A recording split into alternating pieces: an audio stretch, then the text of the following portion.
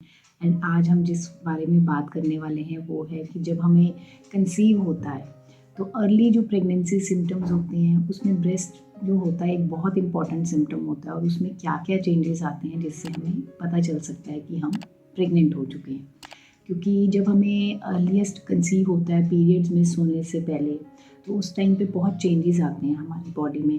तो जब हमारी बॉडी में डिफरेंट डिफरेंट सिम्टम्स आ रहे होते हैं तो उसके साथ ही एक बहुत इंपॉर्टेंट सिम्टम आता है ब्रेस्ट का। उसमें क्या बदलाव आते हैं, क्या चेंजेस आते हैं जिससे हम पता कर सकते हैं, जज कर सकते हैं कि हमारी जो है प्रेगनेंसी हो चुकी है, हम कंसीव कर चुके हैं। चलिए स्टार्ट करते हैं आज की वीडियो कि अर्लीस्ट प्रेगनेंसी सिम्टम्स जो होते हैं उसमें ब्रेस्ट में क्या चेंजेस आते हैं। पता क्या है कि जैसे हमें कंसीव हुआ, अभी 1 हफ्ता ही हुआ है या फिर 2 हफ्ते हुए हैं हमें कंसीव हुए और हमें पता नहीं चल पा रहा है, तो हम क्या कर सकते हैं, अगर हम नोटिस आउट करें तो हमारी जो ब्रेस्ट होती है वो हैवी हो जाती है, उसमें भारीपन आ जाता है।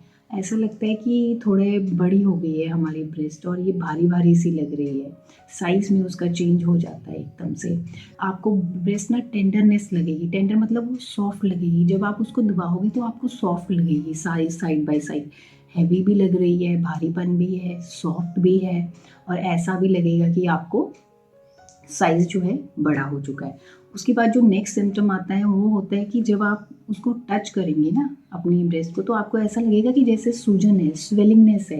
क्योंकि जब मैं टच करती थी तो मैं ऐसे देखती थी कि ये ऐसे लग रहा है कि जैसे कि पेन हो रही है कोई। और उसके बाद जो हमारा निप्पल्स का इस साइड का एरिया होता है जिसको हम एरियोला कहते हैं, वो डार्क हो जाता है और उसका साइज़ भी थोड़ा बड़ा हो जाता है।